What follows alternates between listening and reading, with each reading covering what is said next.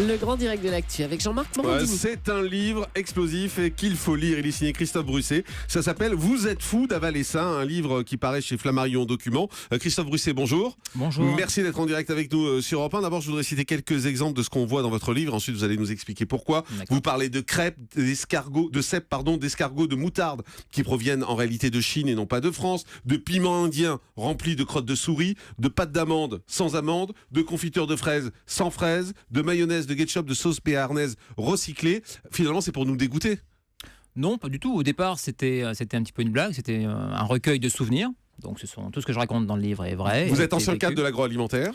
Oui, 20 ans d'expérience, ingénieur agroalimentaire, et puis ensuite ingénieur production, trader et acheteur. Tout ce que vous racontez, vous l'avez vu ? Je l'ai vu et je l'ai vécu. Ça veut dire que vous savez aujourd'hui ce qu'on mange vraiment quand on va acheter de la nourriture dans les supermarchés, par exemple, et vous nous dites en gros, on vous roule, on vous arnaque. Disons que j'ai eu la chance de travailler pour certaines entreprises avec une moralité un petit peu douteuse. Ceci dit, il faut quand même bien avoir conscience que la plupart des entreprises travaillent bien, heureusement. C'est pas le sentiment qu'on a quand on lit le livre, quand même. Le livre fait peur. Non, il faut savoir qu'en fait, en France ou en Europe, on est, on va dire, premier de la classe mondiaux au niveau de la qualité de l'agroalimentaire. C'est vrai. Ceci dit, c'est pas parce qu'on est les moins mauvais qu'on doit pas s'améliorer. Un exemple, vous avez donné une interview à Elle, par exemple, et vous dites jamais, même sous la torture, je ne mangerai de steak haché de supermarché. Or, on mange tous des steaks hachés de supermarché, sauf les végétariens, bien sûr. Mais voilà, on en a tous mangé. Pourquoi vous n'en mangeriez jamais ? Parce que je n'ai pas confiance dans la qualité. Parce que la plupart des fraudes et des scandales alimentaires touchent en réalité les produits bas de gamme et les produits premier prix. Mais il y a quoi dans ces steaks hachés ? Parce que vous avez des déchets, vous avez des minerais de viande. C'est quoi des minerais de viande ? C'est tout ce qui est viande séparée mécaniquement. C'est-à-dire, en fait, c'est de la, vulgairement, ce qu'on appelle de la raclure d'os. Donc, pour récupérer les derniers fragments de viande accrochés à l'os, on les frotte avec des espèces de vis sans fin métalliques qui récupèrent une bonne partie de l'os et du cartilage. Vous parlez de cartilage, vous parlez de tissu conjonctif, de matière fécale ? Bien sûr. Mais en fait, toutes ces informations-là, c'est soit du vécu, soit des informations que j'ai pu récupérer dans des journaux. Non, mais il y a des contrôles en France quand même. Enfin, quand on achète un steak haché, vous nous dites qu'il y a des matières fécales là-dedans. Il y a des contrôles sanitaires en France. Oui, mais justement, quand on parle d'analyse et de contrôle, il faut bien savoir que l'analyse vous donne pas. Vous n'avez pas d'analyse qui vous dise voilà, j'ai X% de matière fécale dans le produit. Ça n'existe pas. Il faut des marqueurs de ces des matières fécales, comme par exemple des bactéries de l'intestin. Donc ça, vous êtes certain qu'on mange ça quand on achète un steak de supermarché ? Pas à 100%, mais il y a des risques, oui. Et surtout sur les produits les moins chers. Qu'est-ce qu'il faut éviter à tout prix ? Il faut éviter à tout prix. Moi, j'ai une dent particulière contre les produits chinois, donc, puisque j'en ai acheté beaucoup pendant des années. Donc, évitez un maximum les produits chinois. Le problème, c'est que très souvent, on vous masque l'origine. En règle générale, on ne vous met pas que le produit vient de Chine. Évitez les produits qui comportent des additifs à profusion. Mais la moutarde de Dijon, par exemple ? Alors, la moutarde de Dijon, c'est une recette. Donc, il faut savoir que le produit peut venir de n'importe où dans le monde du moment qu'on respecte la recette de la moutarde de Dijon. Donc, ça ne vient pas forcément de Dijon ? En général, ça ne vient pas de Dijon. En règle générale, non. Les escargots de Bourgogne ? Ça vient en général de Turquie ou des pays de l'Est. Non, escargot de Bourgogne, c'est une variété, c'est un nom d'espèce. Et l'Expomacia pour les Mais comment, par exemple, vous parlez aussi de confiture de fraises sans fraises ? Comment c'est possible ? C'est facile, hein, la recette, si vous la voulez pour l'expérimenter, c'est du jus de sureau concentré, sirop de glucose fructose, pectine, gélifiant, acidifiant, un arôme fraise et puis des akènes de fraises, donc des petites graines de fraises que vous pouvez acheter en Italie. Et on a le droit d'appeler ça confiture de fraises ? On n'a pas le droit, ça n'en est pas, mais j'ai connu des entreprises qui le faisaient. Quand vous nous parlez, par exemple, également de piments indiens remplis de crottes de souris, là aussi, on se dit il y a des contrôles. Mais des contrôles sur quoi ? Sur le contenu, sur ce qu'on nous vend. Oui, on va vous contrôler le produit en vous disant bon, bah ok, dans ce produit-là, il y a X% de protéines, X% de matières étrangères non identifiées.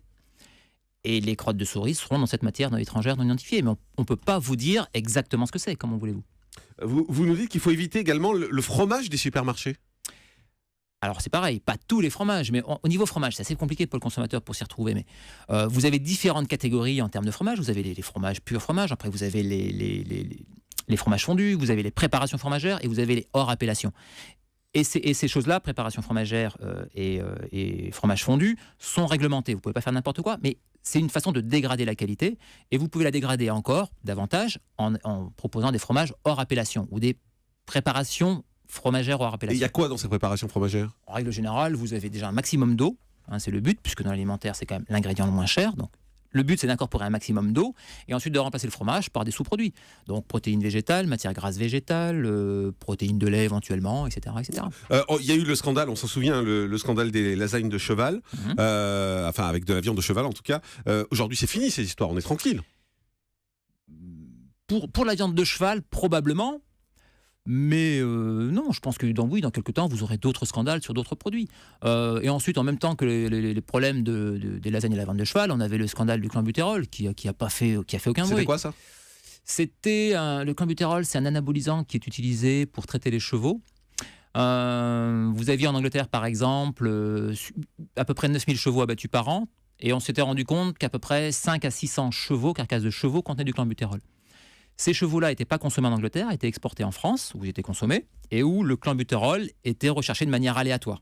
Donc on repérait chaque année 3-4 cas qu'on pouvait enlever, mais vous aviez à peu près 500 à 600 chevaux imprégnés qui étaient consommés en France. Aujourd'hui, quand on achète des plats préparés, en supermarché ou des plats surgelés par exemple, on sait vraiment ce qu'on mange, s'il y a de la viande et s'il y a des choses comme ça, on sait vraiment quelle est la viande, il y a un suivi, il y a des marqueurs? Non, on ne sait pas, et je veux dire, même... On sait toujours pas, malgré le scandale des lasagnes de cheval. Souvent, même les industriels, quelquefois, ne savent pas vraiment ce qu'ils achètent et ce qu'ils vendent.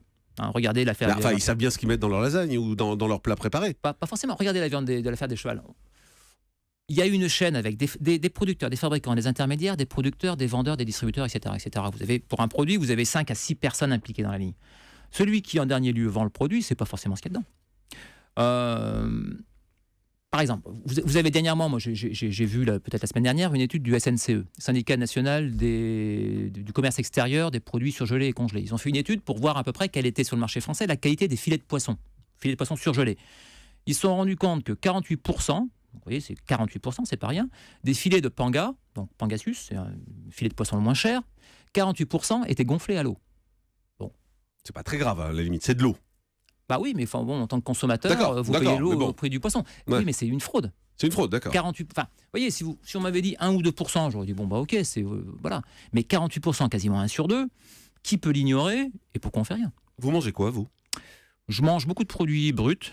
Hein, donc des fruits et légumes que j'achète, des poissons, viande qu'on cuisine, donc beaucoup de cuisine, des produits bio, parce que c'est vrai que je peux me le permettre, donc voilà. Ouais. Vous n'achetez jamais de produits préparés?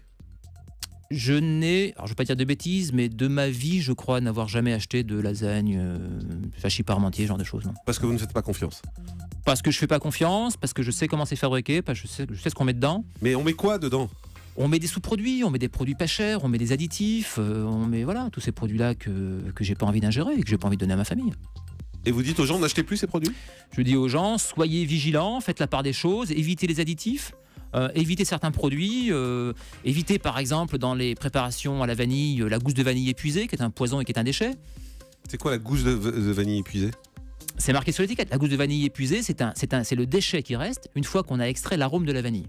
Avec un solvant organique type hexane, on extrait l'arôme vanille. Ce qui reste, c'est comme du marc de café, si vous voulez. Et ben on se sert de ce produit-là, qui contient souvent des traces de solvants cancérigènes, et on s'en sert pour faire des petits grains noirs de vanille qu'on voit dans les crèmes glacées ou dans les yaourts. Voilà, le livre s'appelle « Vous êtes fou d'avaler ça ». Juste avant midi, effectivement, ça méritait un gros coup de gueule sur Europe 1. C'est un industriel de l'agroalimentaire qui dénonce. C'est signé donc Christophe Brusset, c'est paru chez Flammarion Documents. Merci d'avoir été avec nous ce matin sur Europe 1.